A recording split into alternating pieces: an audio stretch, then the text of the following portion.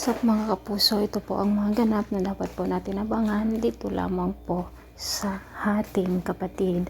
Ito na nga po, may masamang nangyari kina Rosel at Tyrone mga kapuso, at nakatakas naman si Rosel, ngunit naiwan itong si Tyrone, at ang may kinalaman dito ay walang iba kundi sina Darius, Melania at itong si Bia. Napakasama talaga ang pag-uugali ng mga ito mga kapuso. Ito naman si Rosel, ang bagal ng kanyang action. May cellphone na nga siya pero hindi pa siya agad-agad na tumawag. O diba, stress din ba ang mga nanonood nito mga kapuso?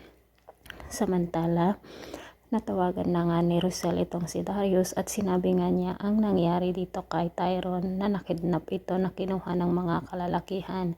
Nagmaang-maangan pa naman si Darius na hindi alam ni Rosel na siya pala ang may kagagawa nito. Samantala mga kapuso, nagkaroon naman ng pagkakataon na makatakas itong si Tyrone at tumalon nga siya sa tulay, ngunit nabaril po siya at maraming dugo ang nawala sa kanya.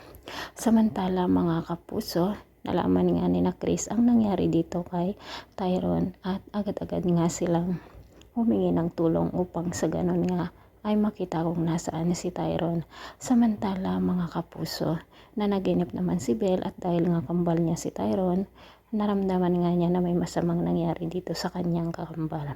Mga kapuso, sana mailigtas itong si Tyrone, ngunit syempre siya ang bida at siguradong maliligtas ito, at sana pag magkamali siya, masasabi niya ang tao na kung saan ay gumawa nito, dahil nakita nga niya ang pagmumukha ng mga lalaki. Mga kapuso, pakaabangan po natin ang bawat yugto dito lamang po sa ating kapatid. Maraming salamat. Bye bye.